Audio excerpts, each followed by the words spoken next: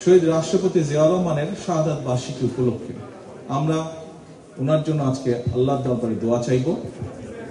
আমরা আজকের এই দিনটিকে উপলক্ষ করে শুধু শহীদ রাষ্ট্রপতি জিয়াউর রহমানই নয়, শহীদ রাষ্ট্রপতি জিয়াউর রহমান যেমন বাংলাদেশে বহুদলীয় গণতন্ত্র প্রতিষ্ঠিত করেছিলেন, ঠিক একইভাবে পরবর্তীতে বিভিন্ন সময় বিভিন্ন ষড়যন্ত্রের কারণে বাংলাদেশের গণতন্ত্রের গতিকে প্রতিরোধ করা হয়েছে।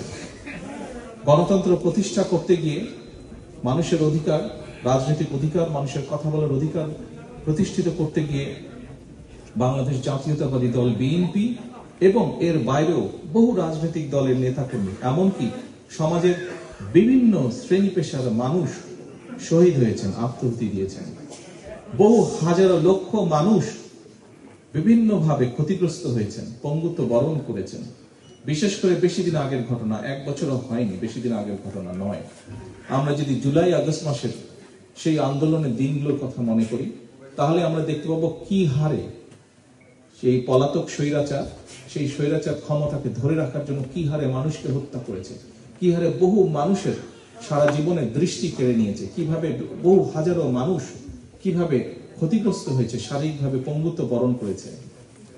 জাতিসংঘের হিসাব মোতাবেক ৬৬ জন শিশুকে হত্যা করেছিল তারা। প্রিয় উপস্থিতিবৃন্দ, উপস্থিত সম্মানিত ওলামা মাশায়েখবৃন্দ, একটু পরে আমরা দোয়ার জন্য আল্লাহর দরবারে হাত তুলব।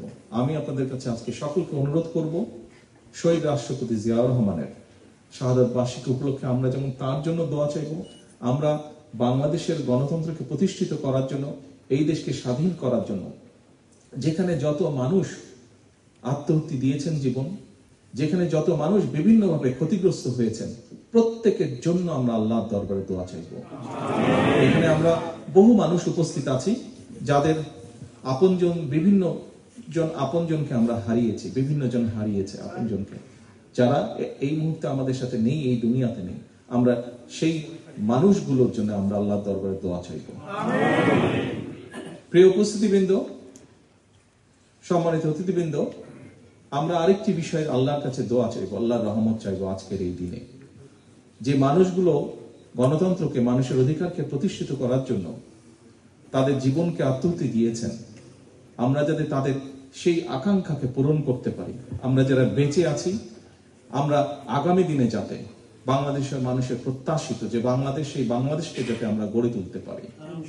যে মানুষগুলো আমাদেরকে ছেড়ে চলে গিয়েছেন, তাদের প্রত্যাশা অনুযায়ী যাতে বাংলাদেশকে গড়ে তুলতে পারি, সেই রহমত যাতে আল্লাহ আমাদেরকে দেন, আমরা আল্লাহর দরবারে হাত তুলে সেই দোয়া